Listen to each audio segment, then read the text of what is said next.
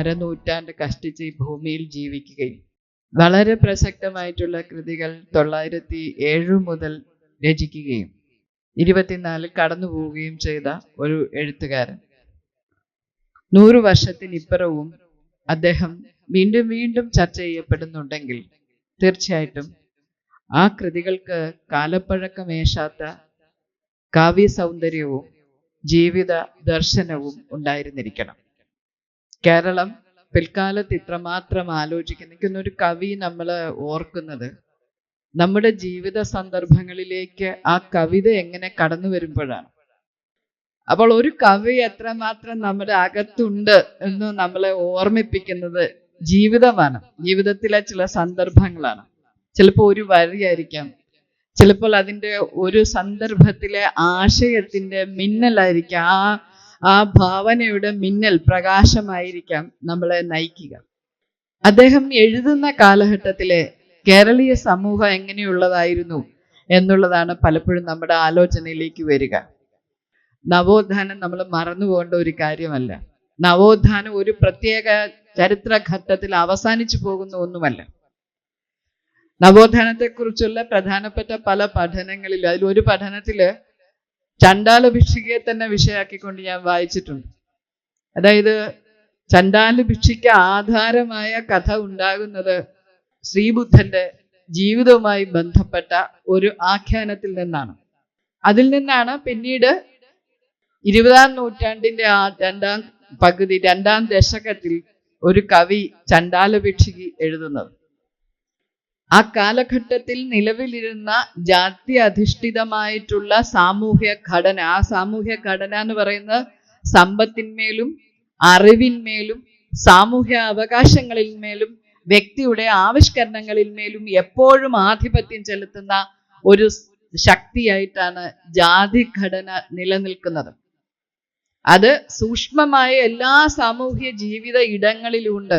ഭക്ഷണം, വസ്ത്രം, വിദ്യാഭ്യാസം, വഴിനടപ്പ്, സ്വത്തിന്റെ ഉടമസ്ഥരാവുക, ആവിഷ്കാരങ്ങൾ, എക്സ്പ്രഷൻസിന്റെ തടസ്സപ്പെടുത്തൽ, ഇങ്ങനെ എല്ലാ മേഖലകളിലും നിൽക്കുന്ന നിർണായകമായിട്ടുള്ള ഈ വ്യവസ്ഥയെ അല്ലെങ്കിൽ വർണ്ണാശ്രമത്തെ ബ്രാഹ്മണ്യത്തെ ഒരു കൗണ്ടർ ടെക്സ്റ്റ് പോലെ വന്ന ബുദ്ധമതത്തിന്റെ ഒരു എപ്പിസോഡിലാണ് ഈ പറഞ്ഞ മാതംഗിയുമായി ബന്ധപ്പെട്ട അല്ലെങ്കിൽ ചണ്ടാലിനിയുമായി ബന്ധപ്പെട്ട ഒരു നരേഷൻ ഉണ്ടാകുന്നു. ബുദ്ധമതം നമുക്കറിയാം ഒരു റീറീഡിംഗ് ആണ്. അതിനുശേഷം 2.5 സഹസ്രാബ്ദം കഴിഞ്ഞതിന് ശേഷം, ഏതാണ്ട് 2.5 സഹസ്രാബ്ദത്തോളം കഴിഞ്ഞതിന് ശേഷം വീണ്ടും കേരളത്തിന്റെ സന്ദർഭത്തിൽ ഒരു കവി ഈ ചണ്ടാലിനിയെ വിഷയമാക്കണമെന്നുണ്ടെങ്കിൽ നവോത്ഥാനം ഒരിടത്ത് തറഞ്ഞുപോയ ഒരു ഗതി അല്ല. അത് പല സന്ദർഭങ്ങളിൽ ചരിത്രത്തിന്റെ പല ഘട്ടങ്ങളിൽ ഉയർന്നും താഴ്ന്നും വളരെ ദൃശ്യമായും വലിയ ചലനങ്ങൾ സൃഷ്ടിച്ചും ഒക്കെയും നിലകൊള്ളുന്നു എന്ന് മനസ്സിലാക്കേണ്ടത്. അപ്പോൾ ഏതാണ്ട് ആ കാലഘട്ടത്തിലാണ് വെള്ളത്തിന് വേണ്ടി വലിയ സമരം അംബേദ്കർ സംഘടിപ്പിക്കുന്നത്. ജലം എന്ന് പറയുന്നത് വളരെ വലിയ വിഷയം തന്നെയായിരുന്നു. ബഹുജനങ്ങൾക്ക് വെള്ളം നിഷേധിക്കുന്ന അല്ലെങ്കിൽ പൊതുകിണറുകൾ നിഷേധിക്കുന്ന ഒരു വ്യവസ്ഥയെ അംബേദ്കർ ചോദ്യം ചെയ്തത് വെള്ളത്തെ ഒരു വിഷയമാക്കിക്കൊണ്ടാണ് അത് ചെയ്യുന്നത്. ജലം ഒരു വളരെ പ്രധാനപ്പെട്ട കാര്യമാണ്. ഇവിടെയും ഒരു സൂക്ഷ്മ സൂചകമായിട്ട് ജലം പ്രത്യക്ഷപ്പെടുകയും അതിൽ തന്നെ ആനന്ദ ഭിക്ഷു പറയുന്നുണ്ട്. എന്താണ്? ജാതി ചോദിക്കുന്നില്ല ഞാൻ സോദരി, ചോദിക്കുന്നു നീർ നാവു വരണ്ടഹോ. ഞാൻ നിന്നോട് ജാതി ചോദിച്ചില്ല. ഈ മറുപടി വലിയ ഒരു ടെക്സ്റ്റ് നമ്മുടെ മുന്നിലേക്ക് വെക്കുകയാണ്. ആ കാലഘട്ടം എന്ന് പറയുന്നത് നമുക്കറിയാം 93-ലാണ് മഹാത്മാ അയ്യങ്കാളി വഴി നടക്കാൻ വേണ്ടിയിട്ട് വലിയ പ്രക്ഷോഭം തിരുവിതാംകൂറിന്റെ പ്രദേശങ്ങളിൽ സംഘടിപ്പിക്കുന്നത്. 905-ലാണ് അദ്ദേഹം പഞ്ചമിയെ കൊണ്ട് സ്കൂളിൽ ചേർക്കാൻ ചെല്ലുന്നതും പ്രവേശനം നിഷേധിക്കുന്നതും പിന്നീട് ഊരൂട്ടമ്പലത്ത് സ്കൂള് നിർമ്മിക്കുന്നതും അതിനുശേഷം വളരെ പ്രമാദമായിട്ടുള്ള വളരെ ചരിത്രത്തിൽ ലോക ചരിത്രത്തിൽ തന്നെ പ്രധാനപ്പെട്ടതായിട്ടുള്ള കർഷക സമരം ഉണ്ടാകുന്നതുമൊക്കെ. അപ്പോൾ ഇത്തരത്തിലുള്ള ഒരു കേരളീയ അന്തരീക്ഷത്തിൽ നിന്നാണ് കുമാരനാശാന്റെ ചണ്ടാലിനിയും ശ്രീബുദ്ധനും ഒക്കെ സംസാരിക്കുന്നത്. അല്ലാതെ ആ കഥ അതേപടി എടുത്ത് ആഖ്യാനം ചെയ്യുകയല്ല. അതിന്റെ ഏറ്റവും നല്ല മാതൃക എന്ന് പറയുന്നത് ശ്രീബുദ്ധനും പ്രസേനജിത്തും കൂടി നടത്തുന്ന സംഭാഷണമാണ്. പ്രസേനജിത്തിനോട് അദ്ദേഹം പറയുന്ന സമയത്ത് വളരെ എടുത്ത് എന്താണ് രാജ്യധർമ്മം, എങ്ങനെയുള്ളതാണ് ഒരു ധർമ്മരാജ്യം, എങ്ങനെയുള്ളതായിരിക്കണം, രാജനീതി എന്താണ്, ഈ ചോദ്യത്തോടൊപ്പം അദ്ദേഹം എടുത്തു പറയുന്ന ഒരു കാര്യം, നെല്ലിന്റെ ചുവട്ടിൽ മുളയ്ക്കും കാട്ടുപുല്ലല്ല പുലയൻ. ഇതേതായാലും ശ്രീബുദ്ധൻ ആ കാലഘട്ടത്തിൽ ഉപയോഗിച്ചിരിക്കാൻ വഴിയില്ലാത്ത ഒരു വാക്കാണ്. പക്ഷെ ആ വാക്കിന് കേരളീയ നവോത്ഥാനത്തിന്റെ ഒരു പ്രധാനപ്പെട്ട നാഴികക്കല്ല് എന്ന് വിശേഷിപ്പിക്കാവുന്ന തിരുവിതാംകൂറിൽ അയ്യങ്കാളിയുടെ നേതൃത്വത്തിൽ നടന്ന കർഷക സമരത്തിന്റെ ഒരു ഇമേജ്, അതിൽ നിന്നാണ് ആ ഇമേജ് നിർമ്മിക്കുന്നത്. അത് ഒരു കാലഘട്ടത്തിന്റെ ചരിത്രത്തോട്, നവോത്ഥാനത്തിന്റെ പ്രധാനപ്പെട്ട സൂചകങ്ങളിൽ ഒന്നായ മനുഷ്യാവകാശത്തെക്കുറിച്ചുള്ള ആശയത്തെ ആന്തരവൽക്കരിച്ചിരിക്കുന്ന ഒരു കവിയിൽ നിന്നേ ശ്രീബുദ്ധനെ കൊണ്ട് ഇത്തരത്തിലുള്ള ഒരു സംഭാഷണം ഉണ്ടാവുകയുള്ളൂ. ശ്രീമൂലം പ്രജാസഭയിൽ അംഗമായിരുന്നു കുമാരനാശാൻ. ശ്രീമൂലം പ്രജാസഭയിൽ അംഗമായിരുന്നു മഹാത്മാ അയ്യങ്കാളിയും PRDSന്റെ സ്ഥാപകനായിട്ടുള്ള പൊയ്കയിൽ കുമാരഗുരു അല്ലെങ്കിൽ പൊയ്കയിൽ അപ്പച്ചൻ. അപ്പോൾ ഇത്തരത്തിലുള്ള ഒരു ശ്രീമൂലം പ്രജാസഭ, എനിക്ക് തോന്നുന്നു പൊയ്കയിൽ അപ്പച്ചൻ വളരെ പ്രമാദമായ അല്ലെങ്കിൽ വളരെ പ്രഖ്യാതമായ അദ്ദേഹത്തിന്റെ പ്രസംഗം, പാട്ടുപോലെയുള്ള പ്രസംഗം ഉണ്ടാകുന്നതിൽ ഈ പറയുന്നുണ്ട്, കാണുന്നീലൊരക്ഷരവും എൻ്റെ വംശത്തെ പറ്റി, കാണുന്നുണ്ട് അനേക വംശത്തിൻ ചരിത്രം. എന്റെ വംശത്തെക്കുറിച്ച് ഒന്നുമില്ല എന്ന് ആ സഭയിൽ ഒരാൾ പറയുന്നു. അതിനു മുമ്പാണ് കുമാരനാശാൻ ഇത് എഴുതുന്നതെങ്കിലും മഹാത്മാ അയ്യങ്കാളിയുടെ പ്രസൻസ്, ഈ പറഞ്ഞ കേരളത്തിൽ ആ കാലഘട്ടത്തിൽ രൂപപ്പെട്ട നിരവധിയായ ധീവര മഹാസഭ, സാധുജന പരിപാലന സംഘം, ഇങ്ങനെ വളരെ വ്യത്യസ്തങ്ങളായിട്ടുള്ള സംഘടനകൾ ആ കാലഘട്ടത്തിൽ ഉണ്ടാകുന്നുണ്ട്. എല്ലാ സംഘടനയും അതത് ജാതികളെ ചൂഴ്ന്നു നിൽക്കുന്ന വിവേചനത്തിന്റെ, അനാചാരത്തിന്റെ, വസ്തുവൽക്കരണത്തിന്റെ ഒക്കെ അനുഭവങ്ങളെ പ്രശ്നവൽക്കരിച്ചുകൊണ്ടാണ് കേരളീയ സമൂഹത്തിലേക്ക് ജാതി സംഘടനകൾ രൂപപ്പെടുന്നത്.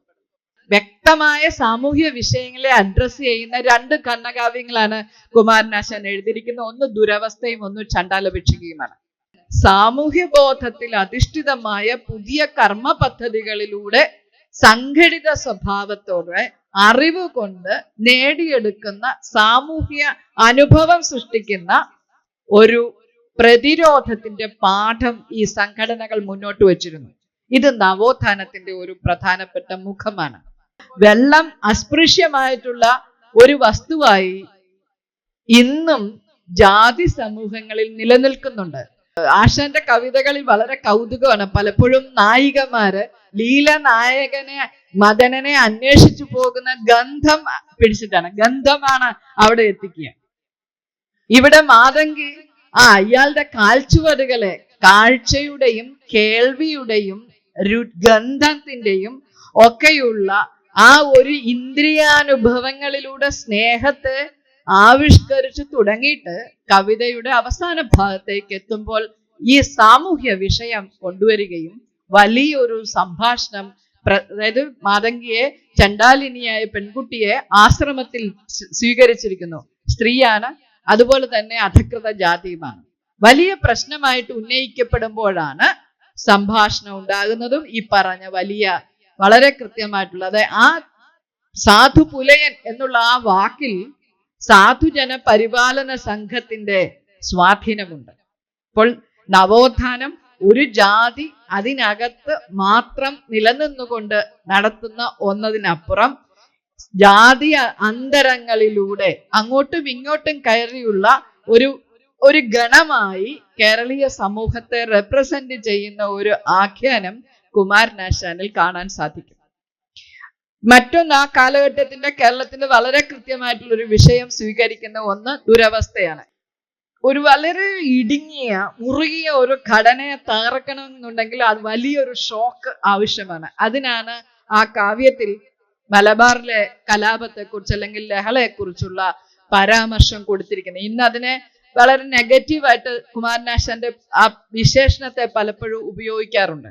അവിടെ നിന്നാണ് സാവിത്രിയും ചാത്തനും തമ്മിലുള്ള, അതായത് എല്ലാ ഗതിയും ഇല്ലാതാകുന്നിടത്തു നിന്നാണ് സാവിത്രി ചാത്തന്റെ കുടിലിൽ എത്തുന്നതും ചാത്തന്റെ പെരുമാറ്റ മര്യാദയിൽ നിന്ന്, അവരുടെ ആ ഏറ്റവും പരസ്പരം ബഹുമാനിച്ചുകൊണ്ടുള്ള പെരുമാറ്റത്തിൽ നിന്ന് അവൾക്ക് ആദരവും പിന്നീട് പ്രേമവും പിന്നീട് അവർ ഒന്നിച്ച് ജീവിക്കാനുള്ള തീരുമാനം എടുക്കുകയും ചെയ്യുന്നു.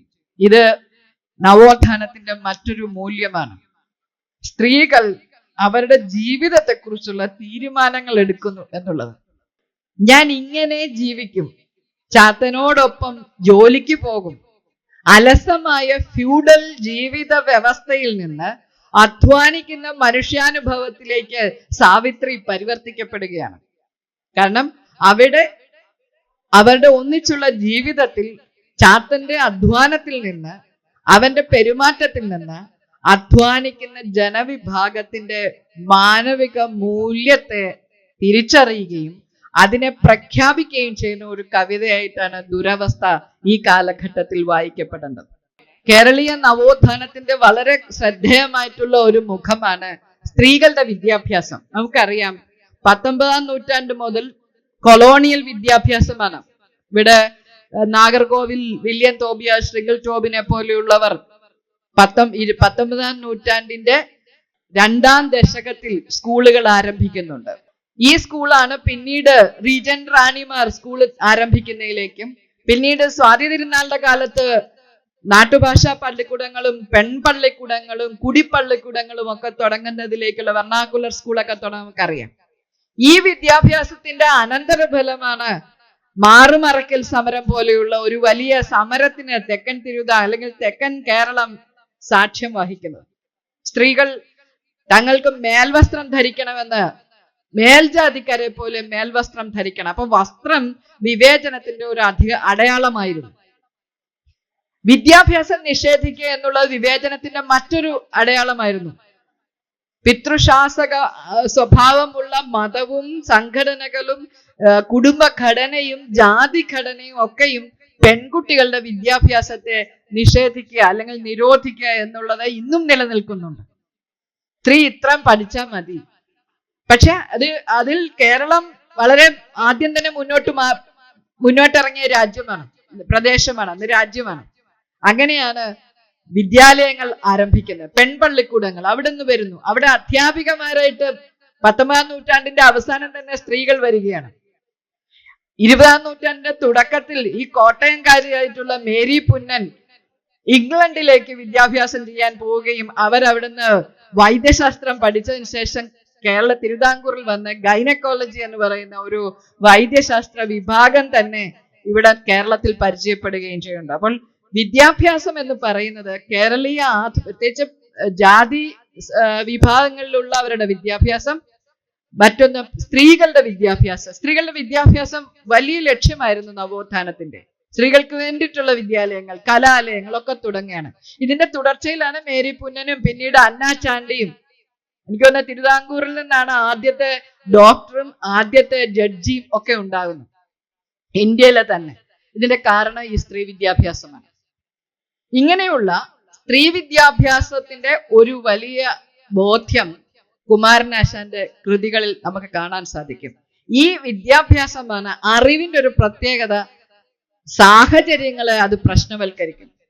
അപ്പോഴാണ് സാവിത്രി തന്റെ അറിവ് ചാത്തന് പകർന്നു കൊടുക്കാമെന്ന് നിശ്ചയിക്കുകയും അലസമായ ഫ്യൂഡൽ ജീവിതത്തിൽ നിന്ന് അധ്വാനിക്കുന്ന ഒരു സ്ത്രീയിലേക്ക്, ഒരു ജീവിത പങ്കാളിയിലേക്ക് സാവിത്രി സ്വയം പരിവർത്തിപ്പിക്കുന്നത്. അപ്പോൾ അറിവ് ഒരു സാമൂഹ്യ മൂലധനമാകുന്ന ഒരു അനുഭവം നമുക്കിവിടെ കാണാൻ സാധിക്കും. മറ്റൊന്ന്, സംസാരിക്കുന്ന സ്ത്രീകൾ. കുമാരനാശാനോളം സംസാരിച്ച സ്ത്രീകളില്ല, അല്ലെ? നളിനിയിലാണ് ഒരു സ്ത്രീ അങ്ങോട്ട് സംസാരിച്ചു തുടങ്ങുക.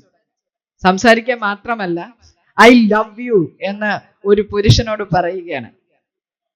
പുരുഷന്മാർ പലപ്പോഴും, കുമാരനാശാന്റെ നായകന്മാർ പലപ്പോഴും മാറി മാറി സമയമായില്ല പോലും എന്ന് പറഞ്ഞ് മാറുമ്പോഴും സ്ത്രീകൾ തങ്ങളുടെ അവകാശത്തെക്കുറിച്ച്, തങ്ങൾക്ക് പറയാനുള്ളതിനെ കുറിച്ച്, തങ്ങളുടെ പ്രണയത്തെക്കുറിച്ചൊക്കെ പറയുകയാണ്. അങ്ങനെയാണ് നളിനി ദിവാകരനെ യോഗിയായ, താൻ ഒരു ബാല്യം മുതലേ സ്നേഹിച്ചിരുന്ന ദിവാകരൻ യോഗിയായെന്ന് അറിഞ്ഞിട്ടും എനിക്ക് പറയാനുള്ളത് നീ കേൾക്കണം. ആര്യമുൻ പരിചയങ്ങൾ നൽകിടും ധൈര്യമാർന്നു പറയുന്നു മദ്ഗതം. ആ വാക്കുകൾ ശ്രദ്ധിക്കാൻ. ധൈര്യമാർന്നു പറയുന്നു മദ്ഗതം. എന്റെ ആലോചനകൾ, എന്റെ മനസ്സിലുള്ളതിനെ ഞാൻ ധൈര്യത്തോടെ നിന്നോട് പറയുന്നു. പലപ്പോഴും ഇന്നും ഇല്ലാത്തത് നമ്മുടെ പല പോപ്പുലർ സിനിമകളിൽ പോലും 90കളിലും 2000കളിലും പോലും എല്ലാം ഹസ്ബൻഡ് പറയുന്ന പോലെ, ചേട്ടൻ പറയുന്ന പോലെ എന്ന് പറയുന്നവരെ 20ാം നൂറ്റാണ്ടിന്റെ ആദ്യം, 21ാം നൂറ്റാണ്ടിന്റെ ആദ്യം പോലും പോപ്പുലർ സിനിമയിൽ നമ്മൾ കണ്ടിരുന്നു. പക്ഷെ ഇവിടെ നളിനി 1911 പറയുകയാണ്, ധൈര്യമാർന്നു പറയുന്നു മദ്ഗതം. കാര്യം ഇന്നതായി കേൾക്കുമോ കനിഞ്ഞാര്യമാകിലും അനാര്യമാകിലും. അത് ആ സെന്റൻസ് ശ്രദ്ധിക്കണം.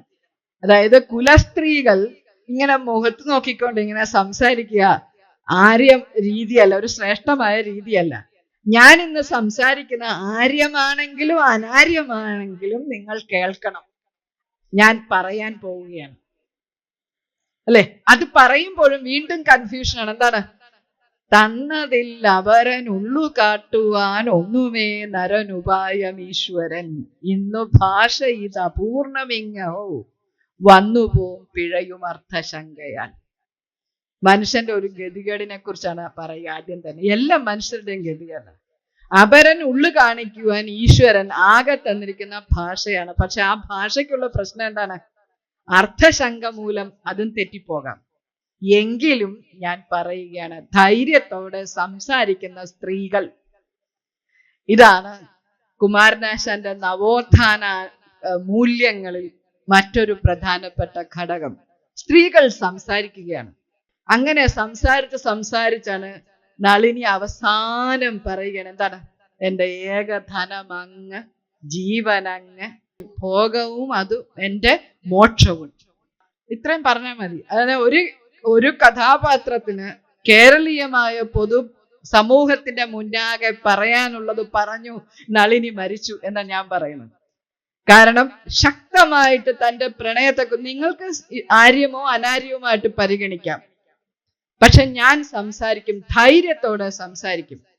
ഭാഷയുടെ പരിമിതിയെക്കുറിച്ച് എല്ലാം പറഞ്ഞു. എന്നിട്ട് പറഞ്ഞു, എന്താണ്? നിങ്ങൾ എൻ്റെ ഏകധനമാണ്, എൻ്റെ ജീവനാണ്, എൻ്റെ ഭോഗമാണ്, എൻ്റെ മോക്ഷമാണ് ഭവാൻ. ഇത് കവിഞ്ഞ് എന്താ പറയുക? എൻ്റെ എല്ലാം എല്ലാം എല്ലാമാണ്, നിങ്ങൾ മുഴുവനും എന്റേതാണ്, അല്ലെങ്കിൽ ഞാൻ നിങ്ങളുടേതാണ് എന്ന് പ്രഖ്യാപിക്കുന്ന ഒരു നായികയെ 911 ആശാൻ നിർമ്മിച്ചു. പിന്നീട് ചിന്താവിഷ്ടയായ സീതയിലേക്ക് എത്തുമ്പോൾ എന്താണ് സംഭവിക്കുക? അതിചിന്ത വഹിക്കുന്ന സീതയാണ് പിന്നെ ഇങ്ങോട്ട് സ്വയം സംസാരിച്ചു കൊണ്ടേയിരിക്കുന്നത്. ജീവിതത്തിന്റെ ഓരോ സീക്വൻസും സീത ആലോചിക്കുകയാണ്. വിവാഹം, കാനനവാസം, വളരെ ബാല്യം, വിവാഹം, കാനനവാസം. അവിടെയുള്ള നാഗരികനായ രാമന് പകരം കാട്ടിൽ ജീവിക്കുന്ന അങ്ങേയറ്റം പ്രേമപരിപൂർണനായ കാമാഭിസക്തനായിട്ടുള്ള രാമനുമൊത്തുള്ള തൻ്റെ ജീവിതം, അത് ജന്തുക്കളെ പോലെ ഞങ്ങൾ ജീവിച്ചു എന്നാണ് ആശാൻ എഴുതുക. പക്ഷെ സീത പ്രണയത്തെ അംഗീകരിക്കുന്നുണ്ട്.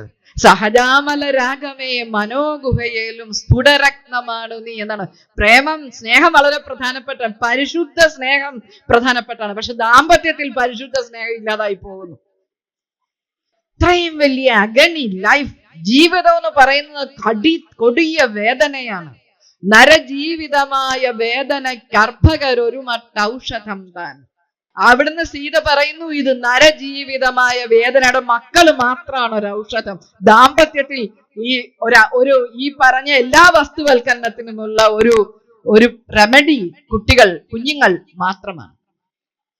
അവിടെ നിന്നാണ് പിന്നീട് ചോദിക്കുന്നു, രാമന് അഭിസംബോധന ചെയ്ത് ചില ചോദ്യങ്ങൾ ചോദിക്കുന്നുണ്ട്. വളരെ പ്രധാനപ്പെട്ടാണ്. പടുരാക്ഷസ ചക്രവർത്തിയൻ ഉടൽ മോഹിച്ചതു ഞാൻ പിഴച്ചു. നോർത്തു നോക്കൂ, പടുരാക്ഷസ ചക്രവർത്തി. വിശേഷണങ്ങളൊക്കെ വളരെ പ്രത്യേകതയാണ്. രാവണന്റെ പേര് പറയാതെ ചക്രവർത്തി എന്നാണ് അദ്ദേഹത്തെ പറയുന്നത്. ആ ചക്രവർത്തി അല്ലെങ്കിൽ അത്ര അധികാരിയായ ഒരു പുരുഷൻ എന്റെ ഉടൽ മോഹിച്ചത് ഞാൻ പിഴച്ചിട്ടാണോ? അയാൾ എന്നെ മോഹിച്ചത് എന്റെ കുറ്റമാണോ? അദ്ദേഹം എന്റെ ഉടൽ മോഹിച്ചത് ഞാൻ പിഴച്ചിട്ടാണോ? ഈ ചോദ്യം നൂറ്റാണ്ട് അല്ലെങ്കിൽ സഹസ്രാബ്ദങ്ങളുടെ പഴക്കമുള്ള ആര്യകുല നീതിയിൽ അധിഷ്ഠിതമായ ദാമ്പത്യത്തിന്റെ നേരെയാണ് സീത ചോദിക്കുന്നത്. അതുകൊണ്ട് സീതയുടെ വിമർശകരിൽ ഒരാൾ വായാടിയാണ് സീത എന്നൊക്കെ പറയുന്നുണ്ട്. പക്ഷെ ഇത് സംസാരിക്കുന്ന, ചിന്തിക്കുന്ന സ്ത്രീത്വത്തിൽ നിന്നേ തന്നെ ചൂഴ്ന്നു നിൽക്കുന്ന അസമതകളെ കുറിച്ചുള്ള അന്വേഷണം ഉണ്ടാവുകയും അതിൽ നിന്ന് വിമർശനങ്ങൾ ഉണ്ടാവുകയും ചെയ്യുന്നു. ഇത് നവോത്ഥാനത്തിന്റെ മറ്റൊരു സാധ്യതയാണ്. അതുപോലെ തന്നെ എനിക്ക് തോന്നുന്നത് ഈ ലീലയിൽ, അതും ആ കാലഘട്ടത്തിന്റെ ഒരു മൂല്യമാണ്. ലീലയിൽ വേട സ്ത്രീകളെ കുറിച്ച് പറയുന്ന സന്ദർഭത്തിൽ ഒരു പ്രയോഗം ആശാൻ ഉപയോഗിക്കുന്നുണ്ട്. ഏത് ജാതിയും കലരും പ്രാകൃത ചിന്ത ഒന്നുതാൻ. ഇതിന്റെ ഉന്നത ജാതിയാണേലും താഴ്ന്ന ജാതിയാണേലും അവരുടെ ബേസിക് ഇൻസ്റ്റിങ്ക്റ്റ്, വിചാരങ്ങൾ ഒന്ന് തന്നെയാണ്. ഇതും ആധുനികതയുടെ ഒരു ലോകബോധത്തിൽ നിന്നേ ഉണ്ടാവുകയുള്ളൂ.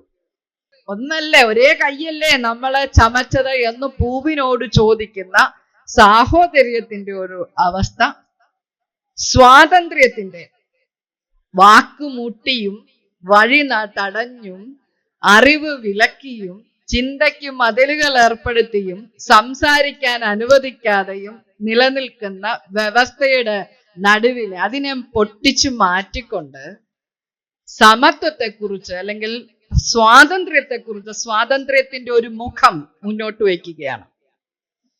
സാവിത്രിയെയും ചാത്തനെയും അവതരിപ്പിച്ചുകൊണ്ട് ചണ്ഡാലിനിയെയും ആനന്ദനെയും ബുദ്ധഭിക്ഷുവിനെയും പ്രസേനജിത്ത് രാജാവിനെയും അവതരിപ്പിച്ചുകൊണ്ട് സമത്വത്തിന്റെ ഒരു ടെക്സ്റ്റ് മുന്നോട്ട് വയ്ക്കുകയാണ്. കേരളീയ നവോത്ഥാനത്തിന്റെ പ്രധാനപ്പെട്ട 3 ആശയങ്ങൾ, ഈ 3 കാലുകൾ അവിടെ ഉണ്ട്.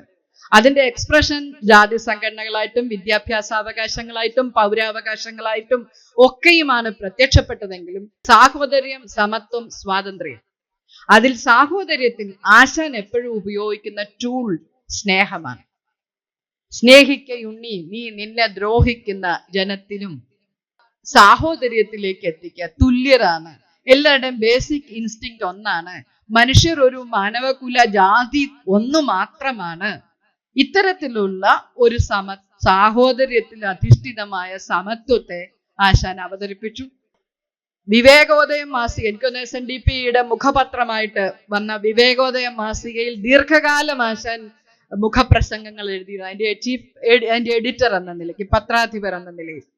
അത് കേരളത്തിലെ വളരെ പ്രമാദമായിട്ടുള്ള സാഹിത്യ കലഹങ്ങൾ വന്നിട്ടുണ്ട്, സാമൂഹ്യ വിഷയങ്ങൾ വന്നിട്ടുണ്ട്, ജാതി സംഘടനകളുമായിട്ട് പൗരാവകാശങ്ങളോടുള്ള കൂട്ടിച്ചേർത്തൽ ഉണ്ടായിട്ടുണ്ട്. ഈ മുഖപ്രസംഗങ്ങൾ വളരെ പൊളിറ്റിക്കൽ ആയിട്ടുള്ള ആശാനെ നമുക്ക് കാണിച്ചു തരും. മറ്റൊന്ന് SNDPയിലെ പ്രവർത്തനങ്ങളാണ്. ശ്രീനാരായണ ധർമ്മ പരിപാലന യോഗത്തിന്റെ ആദ്യകാല സെക്രട്ടറി ആയിരുന്നു കുമാരനാശാൻ. സെക്രട്ടറി എന്ന നിലയ്ക്ക് അദ്ദേഹം വളരെ ദൃശ്യമായി സാമൂഹ്യ മണ്ഡലത്തിൽ ഇടപെട്ടു.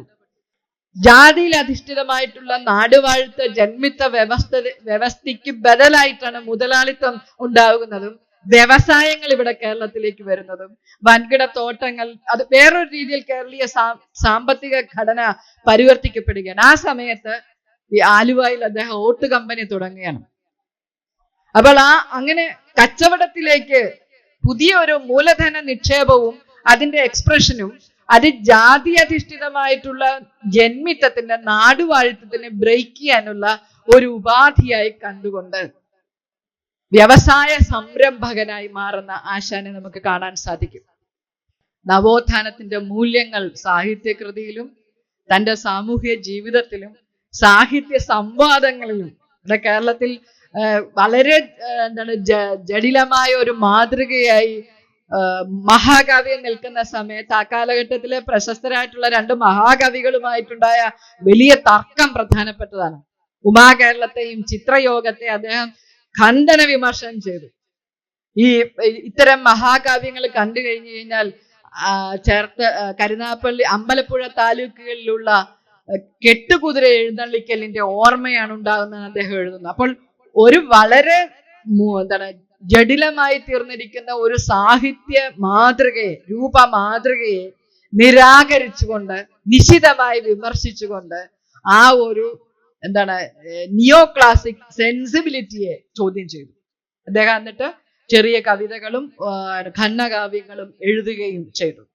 അപ്പോൾ സാഹിത്യ വിഷയത്തിലും രൂപത്തിലും പ്രജാസഭയിലെ അംഗമെന്ന നിലയിലും പത്രാധിപർ എന്ന നിലയിലും ഒരു വ്യവസായ സംരംഭകൻ എന്ന നിലയിലും ശ്രീനാരായണ ഗുരുവിന്റെ ഏറ്റവും അഗാധമായ ശിഷ്യത്വമുള്ള ഒരാളെന്ന് എനിക്ക് ശ്രീനാരായണ ഗുരു എന്റെ ദൈവമല്ലോ എന്ന് അദ്ദേഹം എഴുതുന്നുണ്ട്.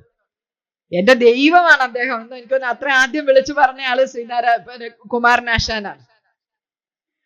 പിൽക്കാലത്ത് അത് ഒരു ഇൻസ്റ്റിറ്റ്യൂഷണലൈസ്ഡ് ആയിട്ട് മാറുകയും ചെയ്തു. എനിവേ എന്റെ ദൈവമാണ് ശ്രീനാരായണ ഗുരു. അപ്പൊ ശ്രീനാരായണ ഗുരു എന്ത് ചിന്തിക്കുന്നോ അതിനെ കേരളീയ പൊതുമണ്ഡലത്തിലേക്ക് നിരന്തരം പ്രേഷണം ചെയ്തുകൊണ്ടിരുന്ന ആളെന്ന നിലയിൽ ഒക്കെയും കേരളീയ നവോത്ഥാനത്തെ, ജാതി വിരുദ്ധ പ്രസ്താവങ്ങൾ, അതിൽ ഒരു ജാതിയും അങ്ങനെ അതിന്റെ കള്ളികൾക്കകത്ത് എനിക്കൊന്ന് കേരളത്തിന്റെ ഒരു സാമൂഹ്യ ജീവിതത്തിന്റെ ഏറ്റവും വലിയ പരിമിതിയായിരുന്നു ഷെല്ലിൽ കുടുങ്ങിയ ഒരു ജനത പോലെയാണ്. അല്ലെങ്കിൽ ഒരു കമ്പാർട്ട്മെന്റ് വേറൊരു കമ്പാർട്ട്മെന്റുകൾ ബസ്സിൽ യാത്ര ചെയ്യുമ്പോൾ ആ ബസ്സിൽ ഇരിക്കുന്ന എല്ലാവരും തമ്മിൽ ഒരു ഓപ്പൺ ഒരു സംഭവം. ട്രെയിനിൽ യാത്ര ചെയ്യുമ്പോൾ ആ കമ്പാർട്ട്മെന്റും അടുത്ത കമ്പാർട്ട്മെന്റും തമ്മിൽ ഒരു ബന്ധവുമില്ല. അപ്പൊ കേരളത്തിന്റെ ഒരു ഘടനയിൽ ഓരോ ജാതിയും ഓരോ കമ്പാർട്ട്മെന്റാണ്. ആ ജാതിക്ക് അപ്പുറത്തേക്ക് അങ്ങോട്ടും ഇങ്ങോട്ടും പ്രവേശനമില്ല. അപ്പോൾ ഇങ്ങനെ ആ കമ്പാർട്ട്മെന്റലൈസേഷനെ അദ്ദേഹം ബ്രേക്ക് ചെയ്യാൻ മറ്റു ജാതി, അതിൽ നായർ സമാജത്തോട് യോജിച്ചു, ചട്ടമ്പി സ്വാമികളുമായിട്ടുള്ള സംഭാഷണങ്ങൾ ഉണ്ടാകുന്നു, ഗാന്ധിജിയുമായി ശ്രീനാരായണ ഗുരു സംസാരം നടത്തുന്നുണ്ട്. അപ്പോൾ ഈ ലോകത്തിലുള്ള അറിവുകളെയൊക്കെയും 1917 എനിക്കൊന്ന് റഷ്യൻ വിപ്ലവത്തിന് ശേഷം വരുന്ന കാലഘട്ടത്തിൽ തൊഴിലിനെ സംബന്ധിച്ചാണ് ദുരവസ്ഥയിൽ സംഭാഷണങ്ങൾ ഉണ്ടാകുന്നത്. അപ്പോൾ ജനങ്ങളുടെ വിപ്ലവം, മാറ്റം, സാമൂഹ്യ മാറ്റങ്ങൾ, ഇതിനെക്കുറിച്ചൊക്കെയും കേരളീയ പരിപ്രേക്ഷ്യത്തിലേക്ക് അദ്ദേഹം തൻ്റെ എഴുത്തിലൂടെ, സംഭാഷണത്തിലൂടെ, മുഖപ്രസംഗങ്ങളിലൂടെ, സംഘടനാ പ്രവർത്തനങ്ങളിലൂടെ മുന്നോട്ട് വെച്ചുകൊണ്ടേയിരുന്നു. ജാതി എന്നത് ഹിംസയാണ്, ഒരു രാഷ്ട്രത്തിലെ ജനങ്ങൾക്കിടയിൽ സ്നേഹമാണ് പുലരേണ്ടത് എന്ന് ശ്രീബുദ്ധൻ പ്രസേനജിത്തിനോട് പറയുന്നുണ്ട്. അതുപോലെ ജാതി ശരീരങ്ങളെ ആധുനിക രാഷ്ട്രത്തിലെ പൗര ശരീരങ്ങളാക്കി മാറ്റുന്ന ഒരു പ്രക്രിയയിൽ കുമാരനാശാന്റെ എഴുത്തിനും പ്രസംഗത്തിനും ഒരു വലിയ പങ്കുണ്ടായിരുന്നു. നമ്മൾ ഒരു ഡിക്റ്റേറ്റഡ് ആയിട്ടുള്ള, ഒന്നുകിൽ മേൽജാതിക്കാരാൽ അല്ലെങ്കിൽ പുരുഷനാൽ ഒക്കെ, അല്ലെങ്കിൽ പൗരോഹിത്യത്താൽ ഒക്കെയും ഡിക്റ്റേറ്റ് ചെയ്യപ്പെടുന്ന, അനുശാസനത്തിന് വിധേയമായി നിൽക്കുന്ന പൗരബോധത്തെ, ലൈംഗിക ബോധത്തെ, പ്രണയത്തെ, സാമൂഹ്യ അധികാര ശ്രേണിയും ഒക്കെയും എൻ്റെ കൃതിയിലൂടെ അദ്ദേഹം ചോദ്യം ചെയ്തു. ആരോപിത കർത്തൃത്വങ്ങൾ എവിടെയുള്ളിടത്തും അദ്ദേഹത്തിന്റെ കവിതയിൽ അതിനുള്ള പ്രതിപാഠങ്ങൾ നമുക്ക് കാണാൻ സാധിക്കും. അപ്പോൾ അദ്ദേഹം ഏറ്റവും അവസാനം 1920 പ്രതിഭ മാസികയിൽ എഴുതിയത് ഓർക്കുക: ആരാധ്യയായ കാലശക്തി രാജ്യങ്ങളെ രാജാക്കന്മാരുടെ ചുമലിൽ നിന്നെടുത്ത് ജനങ്ങളുടെ കയ്യിൽ വിഭജിച്ചു കൊടുക്കുന്ന കാലമാണിതെന്ന് സാധാരണ ബുദ്ധിയുള്ളവരൊക്കെ മനസ്സിലാക്കിയിരിക്കുന്നു. ഓർക്കുക, 1920 പ്രതിഭ മാസികയിൽ രാജാധിപത്യം പോയതിനു ശേഷം ജനാധിപത്യമോ അല്ലെങ്കിൽ ബഹുജനാധിപത്യമോ വരാൻ പോകുന്നതിനെ കുറിച്ചുള്ള ഒരു പ്രതീക്ഷ, അല്ലെങ്കിൽ അത്തരം ലോകത്തിൽ സംഭവിക്കുന്നുണ്ട് എന്ന് അദ്ദേഹം എഴുതുന്നുണ്ട്. അതായത് ഞാൻ പറഞ്ഞ 1917 വിപ്ലവ റഷ്യ അദ്ദേഹം വായിക്കുന്നുണ്ട്, അറിയുന്നുണ്ട്. ഈ വളരെ പ്രസിദ്ധമായ സാർ ചക്രവർത്തിമാരുടെ ഭരണം മാറി അവിടെ ജനങ്ങളുടേതായിട്ടുള്ള പുതിയ ഒരു ഭരണകൂടം അവിടെ നിലവിൽ വന്നിട്ടുണ്ട്. ഇന്ന് ഈ ദണ്ഡ ശക്തിയായിട്ട് നിൽക്കുന്ന രാജാധികാരം മാറാം, അതിന് പകരം അത് മാറും, അതിനുശേഷം ഒരു ജനാധിപത്യം പുലരും എന്നുള്ള ഒരു സ്വപ്നം അദ്ദേഹം ഈ പ്രതിഭാ മാസികയിലെ ലേഖനത്തിൽ പങ്കുവയ്ക്കുന്നുണ്ട്. പക്ഷെ ആ സ്വപ്നം പൂവണിഞ്ഞ് കാണുന്നതിന് മുൻപ് നദി, ജലം അദ്ദേഹത്തെ സമാധിയിലേക്ക്, ജലസമാധിയിലേക്ക് അല്ലെങ്കിൽ ജലമൃത്യുവിലേക്ക് കൂട്ടിക്കൊണ്ടുപോയി. പക്ഷെ ഒരു നദിക്കും ഒരു പ്രവാഹത്തിനും ഒരു കൊടുങ്കാറ്റിനും തകർക്കാൻ സാധിക്കാത്ത വിധം ചിന്തകൾ, ദർശനങ്ങൾ, സാഹിത്യകൃതികൾ ഒക്കെയുമായിട്ട് കുമാരനാശാൻ ഇന്നും കേരളീയമായ പൊതുബോധത്തിന്റെ ഭാഗമായി നിൽക്കുന്നു. എന്നെ കേട്ടവർക്കും നന്ദി, നമസ്കാരം.